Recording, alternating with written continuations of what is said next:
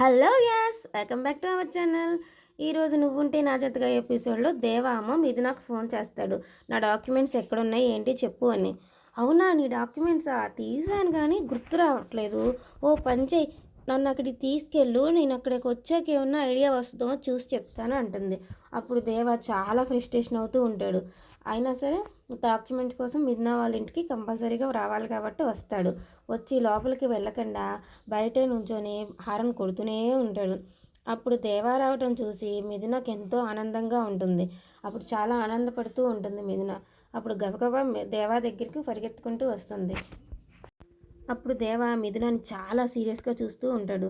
రా, బండి మీద కూర్చో, నేను రిజిస్ట్రేషన్ పనికి వెళ్ళాలి, అర్జెంటుగా నాకు ఆ డాక్యుమెంట్స్ కావాలి, వచ్చి ఇంట్లో ఎక్కడున్నాయో చూసి నాకు ఇచ్చే అని చెప్పి అంటూ ఉంటాడు.